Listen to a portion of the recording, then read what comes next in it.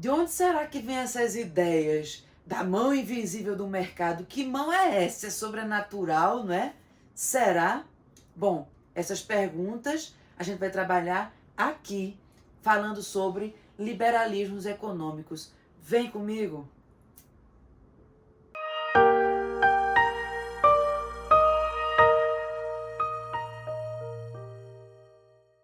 Oi, gente, meu nome é Marina Claudino e hoje a gente vai falar sobre liberalismo econômico, né? E o que seria o liberalismo econômico? Primeiro, o iluminismo que nós estudamos, que é a ideologia política da burguesia, pode ser chamada de liberalismo político, ou seja, essa ideologia que tem por base, por princípio basilar, a liberdade. Então, o liberalismo econômico é a ideologia econômica que tem por base a ideia de liberdade, não é? É o braço econômico do iluminismo, é o braço econômico da burguesia, é a ideologia econômica da burguesia, é a ideologia, é a teoria econômica que vai justificar os regimes econômicos nos estados burgueses, né? A burguesia alcança o poder com o iluminismo, politicamente eu justifico o poder do Estado burguês, e agora como é que vai ser a economia desse Estado? Liberal, né? Essa é a justificativa econômica do Estado burguês, ok? Pautado sobretudo na liberdade, liberal, liberdade. Ou seja, eu vou me opor completamente ao mercantilismo, eu vou me opor à intervenção estatal na economia, eu vou me opor ao que é antigo, regime, ok? Mas veja, os liberais não são os primeiros a se oporem ao mercantilismo. Antes deles, nós temos os fisiocratas, a fisiocracia, que acreditava que a riqueza é apenas, unicamente produzida pela terra. Ninguém mais produz nenhuma riqueza a não ser a terra. A madeira vem da terra, os alimentos vêm da terra, as matérias-primas de tudo que nós fazemos vêm da terra. O comércio é uma atividade totalmente improdutiva para os fisiocratas. É uma atividade improdutiva e a indústria nada mais faz do que modificar matérias-primas que são produzidas, são dadas pela natureza, são dadas pela terra. É a terra quem produz riqueza. Então, para os fisiocratas, as únicas pessoas que deveriam pagar impostos no Estado seriam os donos de terra, porque são eles os responsáveis pela produção de riquezas. E dele toda a sociedade dependeria, certo? Isso vai tentar ser implementado na França por Turgot, ministro das Finanças, mas ele não tem sucesso, tem uma oposição muito forte dos donos de terra, obviamente, não é? E aí é dos fisiocratas essa frase aqui: laissez-faire, laissez-passer, le monde va de soi-même. Que é isso? Deixai fazer, deixai passar, que o mundo vai por ele mesmo. Então os fisiocratas são os precursores do liberalismo, não por acreditarem que a riqueza é só da terra, mas por acreditarem que o Estado não deve intervir na economia. Deixar fazer, deixar passar, que o mundo vai por ele mesmo, né? A intervenção do Estado deve ser a mínima possível. E aí, nós temos o liberalismo, que vai se opor, assim como a fisiocracia, ao mercantilismo, e os liberais acreditam que a riqueza vem do trabalho produtivo. A riqueza não vem da terra para os liberais. A riqueza vem do trabalho produtivo. Uma árvore por uma árvore, que é o que vem da terra naturalmente, não tem nenhum valor em si. Seria os frutos da árvore que para nascer, que para a gente consumir, precisam ser retirados da árvore. Então isso é um trabalho humano, retirar. Então é o trabalho que produz a riqueza. O ouro na terra não é nenhuma riqueza. A riqueza é a partir do momento que eu consigo extrair o ouro e fazer um colar. Quem faz o colar e quem extrai? É o homem. É o trabalho produtivo do homem, né? A madeira pela madeira não tem nenhum valor. Passa a ter valor no momento em que eu faço a cama. E quem é que faz a cama? Quem é que torna a madeira uma cama? O trabalho do homem, né? O trabalho produtivo. Os liberais, eles vão ser totalmente contra a intervenção estatal na economia. Eles defendem, sobretudo, o direito à propriedade privada como um direito natural. Lembrem-se lá do iluminismo. Para os iluministas, a propriedade privada, o direito à propriedade, é um direito natural. Então, ninguém pode retirar este direito seu de ter algo, de ser dono de algo. E o Estado, já que eu sou contra a intervenção do Estado na economia, o que é que o Estado tem que fazer? O Estado serve para quê? O Estado serve para dar condições que a economia aconteça de forma natural. Como assim? Eu preciso manter a ordem. Eu preciso manter a paz. Eu preciso preservar a propriedade privada, proteger o direito à vida, proteger o direito à propriedade e proteger a liberdade das pessoas. O Estado tem essa função. Veja que segue a mesma lógica lá dos iluministas. O Estado tem pelo papel proteger os direitos naturais das pessoas. O papel do Estado é este, certo? A partir do momento que esse Estado começa a não fazer isso, a desrespeitar os direitos naturais da pessoa, desrespeitar a liberdade, desrespeitar o direito à propriedade privada, as pessoas têm o direito legítimo de retirar esse Estado, não é? De derrubar este poder. E aí, veja, o liberalismo e a livre concorrência. Eu acredito que é necessário haver uma livre concorrência. O que é isso? É necessário que as pessoas tenham o direito de produzir, de fixar os preços e de controlar a produção e os preços. Sem que o Estado determine preço máximo mínimo, sem que o Estado determine o quanto você deve produzir. Você vai produzir aquilo que você quer. Vai botar o preço que você quiser. Vai controlar a sua produção e os seus preços, não é? Por quê? Eles acreditam que o mercado é autorregulador. Não é que eu vou colocar o preço que eu quiser. Segundo os liberais, não é? O Estado é autorregulador, ou seja, deixar e fazer, deixar e passar, que o mundo vai por ele mesmo. Laissez faire, laissez passer, le monde va de soi-même. Então, por quê? Quem é que regularia? Por que esse Estado se autorregula? Não precisa do Estado para regulá-lo. Por que o mercado se autorregula? Porque existe uma mão invisível que vai organizando tudo. Que mão é essa? É a lei da oferta e da procura. Eu não produzo o que eu quero. Supostamente eu tenho essa liberdade. Mas eu vou produzir segundo a demanda. O preço vai ser estabelecido pela demanda e pela oferta.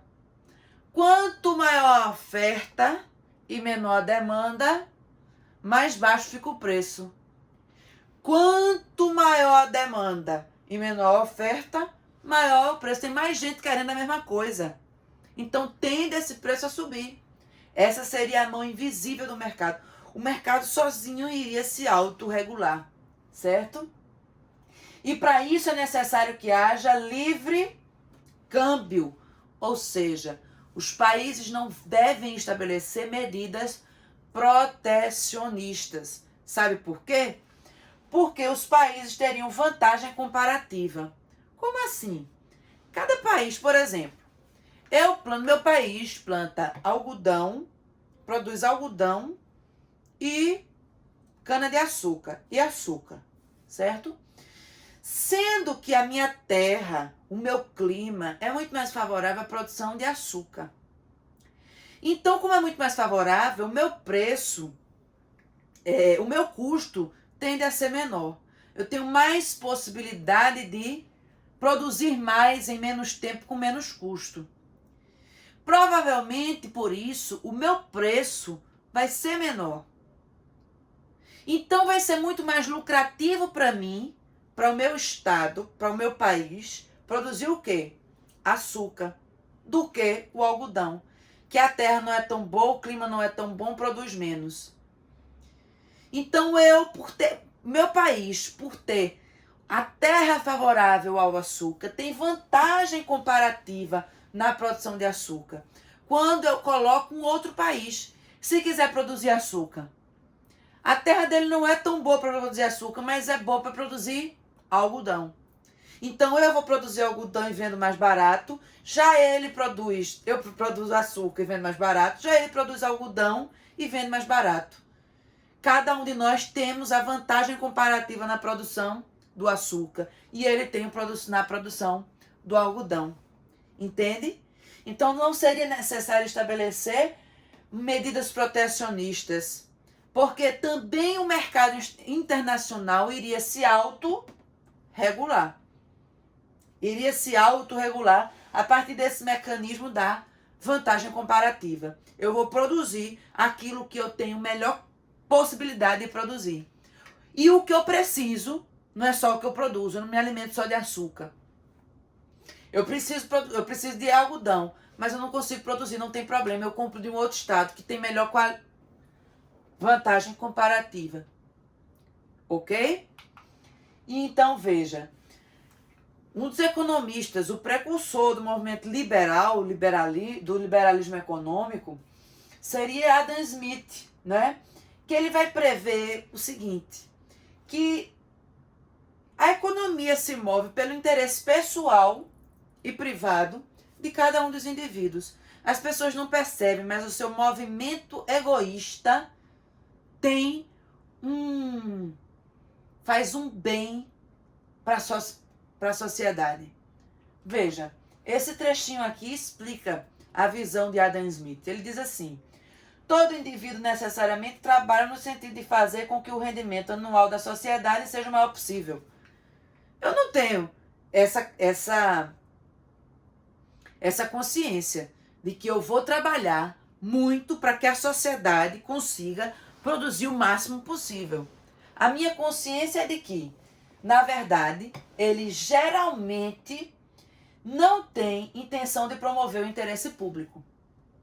Nem sabe o quanto promove. Ao preferir dar sustento mais à atividade doméstica que é exterior, ele tem em vista apenas sua própria segurança. Ou seja, eu vou trabalhar porque eu quero alcançar o máximo da renda possível para que a minha família, a minha casa, tenha a melhor qualidade de vida possível, né? E ao dirigir essa atividade de maneira que sua produção seja a maior possível, ele tem em vista apenas seu próprio lucro, ou seja, o lucro da minha casa, né? E neste caso, como vimos, como em muitos outros, ele é guiado por uma mão invisível a promover um fim que não fazia parte de sua intenção. Que fim é esse? E o fato de este fim não fazer parte de sua intenção nem sempre é o pior para a sociedade. Ao buscar seu próprio interesse, frequentemente ele promove o da sociedade de maneira mais eficiente do que quando realmente tem a intenção de promovê-lo. Ele tem a intenção de promover o seu bem, produzir o máximo, o lucro maior possível para ele e para sua família. E assim, ele acaba produzindo o maior lucro e a maior produção para a sociedade como um todo. Então, a intenção dele é egoística, mas ele acaba tendo como produto final o bem da sociedade inteira. Entende? Esse é o ponto de vista de Adam Smith, ok? E aí, veja, o Estado, o mercado seria movido por essa mão invisível. Veja que ele fala aqui na mão invisível, né?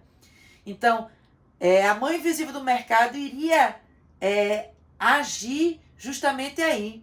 Quando eu trabalho para mim mesmo, por objetivos pessoais, mas acabo fazendo um bem social, né? A mão invisível do mercado trabalha aí por trás disso.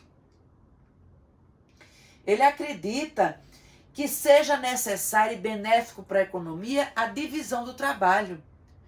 Porque eu gero maior produtividade através da especialização.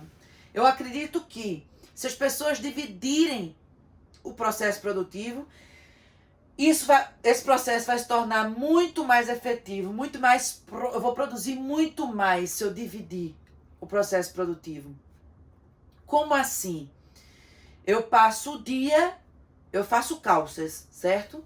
E um dia eu faço 3 calças, no máximo, porque eu tenho que tecer o tecido, eu tenho que cortar o tecido do tamanho da calça, eu preciso costurar a calça, eu preciso colocar o fechecler e eu preciso colocar os botões.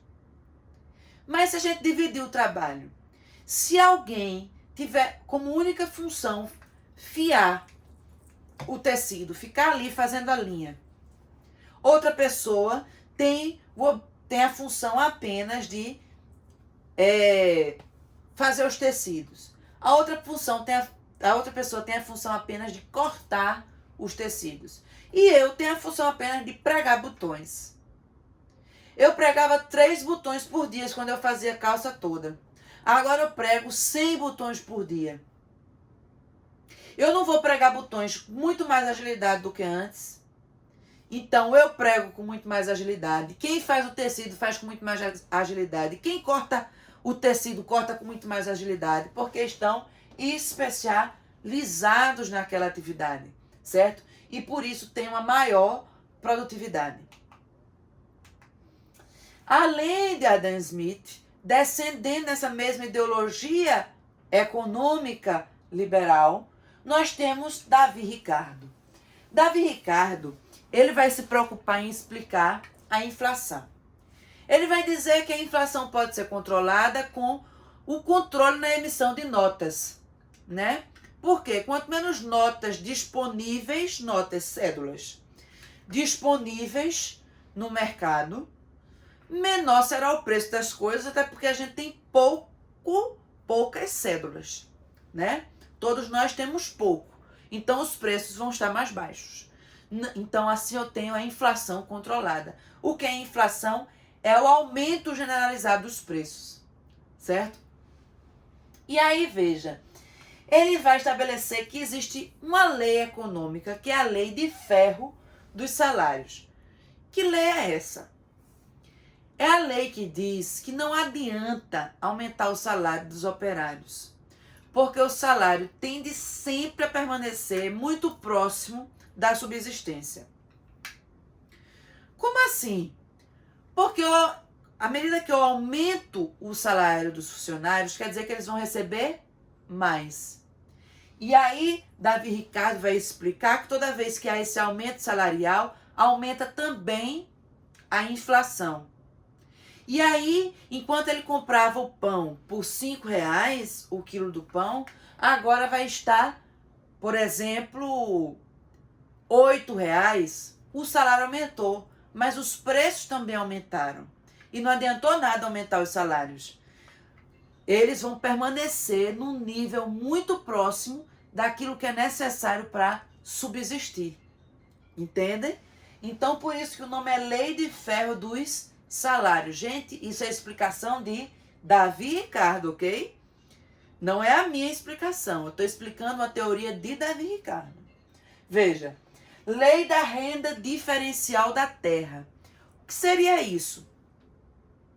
Seria a ideia de que há terras mais e menos férteis.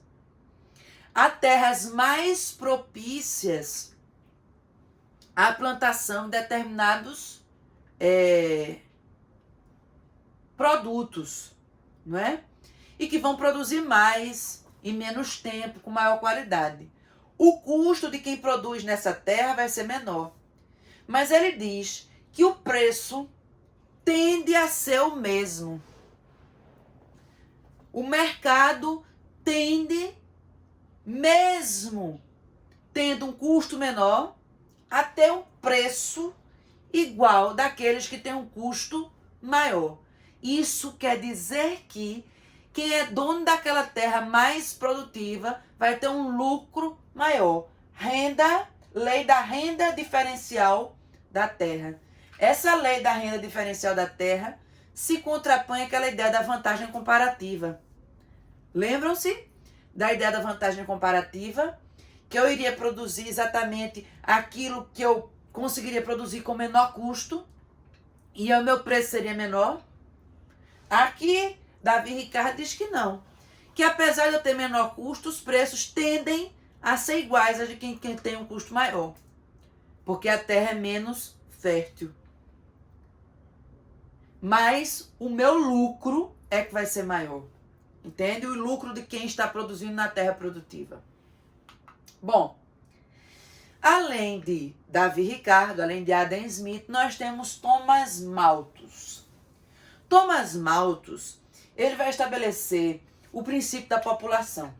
Para ele, a produção de alimentos cresce em uma proporção aritmética, enquanto a população cresce em uma proporção geométrica.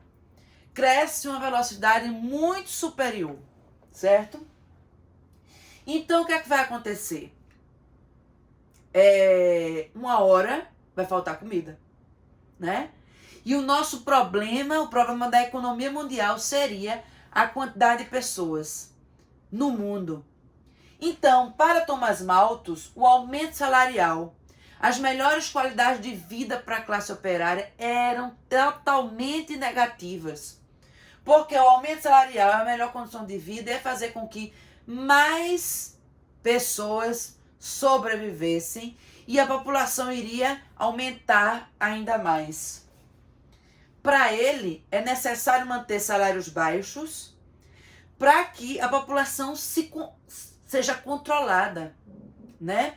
É preciso ter epidemias, guerras, doenças e políticas de controle de natalidade para controlar essa população que não pode ser muito alta, já que o problema da economia para Thomas Malthus é a quantidade de pessoas, né? E que a produção não ia acompanhar, a produção de alimentos não ia acompanhar o crescimento populacional, né? Essa teoria de Thomas Malthus, ela já foi bem contraposta pelo tempo mesmo, né? Que foi provando para a gente que essa teoria não era verdadeira. Porque nós vimos que nós produzimos mais do que é necessário para alimentar todas as pessoas. E continua havendo fome. Hoje, nós produzimos mais do que é necessário para alimentar as 7 bilhões de pessoas que nós temos no mundo. E nós, da metade do século XIX até o final do século XX, nós percebemos que nós tivemos um aumento populacional, a população cresceu quase 6 vezes o que ela existia nesse período, né? Da metade do século XIX até o início do século XX. Mas a partir do início do século XXI, nós começamos a ver que a população continua crescendo, mas cresce em uma velocidade cada vez menor. E tende a cada vez crescer menos, não é? Enquanto a minha produção de alimentos continua crescendo. Então, essa teoria de Thomas Malthus foi contradita, certo? Bom, e aí,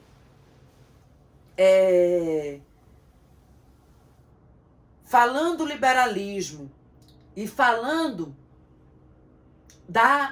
do iluminismo, nós percebemos que em alguns lugares, em alguns países, nós não tivemos a instauração de um governo burguês, de fato, como previu o iluminismo, e de uma economia liberal, como previu o liberalismo.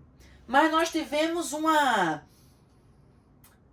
mutação que surge. E essa mutação, qual é? É o despotismo esclarecido.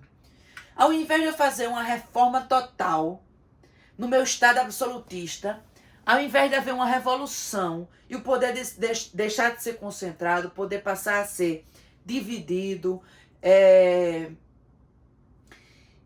da soberania do povo, da autoridade deste governo e não a hereditariedade, né? A ideia de uma hierarquia pela meritocracia, não pelo nascimento, a não intervenção do Estado na economia. Ao invés de eu fazer todas essas mudanças, eu tentei fazer pequenas reformas para adaptar o modelo absolutista à nova era iluminista e liberal, não é? E aí surge o despotismo esclarecido. Os monarcas vão adotar medidas reformistas e adaptam a monarquia despótica ao ideal racional e liberal. E quais são as mudanças feitas nesses estados absolutistas para que eles se tornem estados déspotas esclarecidos? Monarcas déspotas, ou seja, déspotas autoritários esclarecidos, conhecem a luz, conhecem a razão, conhecem o iluminismo, conhecem o liberalismo, não é? Esse Estado, ele iria abolir a tortura, limitar a Inquisição, ou seja, a autoridade jurídica da igreja, não é? Eu ia investir na educação, construindo escolas e universidades. Eu ia investir, além disso, em escolas e universidades laicas, em uma cultura laica, né? Eu ia expulsar os jesuítas da educação, ia estabelecer a liberdade religiosa, iria fazer reformas jurídicas, estabelecer igualdade jurídica entre as pessoas, não haver mais diferenças jurídicas de direitos entre estamentos, por exemplo. Mas essas são mudanças meio que superficiais, porque o substrato do Estado centralizado na figura do monarca continuaria. Nós não acabamos o Estado grande, cheio de funcionários. O Estado que intervém na economia, ele não some. Nós fazemos apenas algumas pequenas reformas. E vamos sustentar isso até quando a gente puder. Até quando o regime burguês não esteja amadurecido ao ponto de conseguir nos suplantar, né? Então, em muitos estados, ao invés de haver uma revolução burguesa, nós vamos ter reformas que vão manter um governo monárquico absolutista, mas com uma nova cara, uma cara de despotismo esclarecido. Tá bom, gente? Então é isso, pessoal. Espero que vocês tenham conseguido compreender bem o que é essa teoria liberal que surge aí no século XVIII, na Europa, que vai se irradiar pelos países ocidentais, sobretudo, né? E se gostaram do vídeo, se inscrevam no canal, curtam o vídeo, compartilhem com seus colegas e até a próxima aula.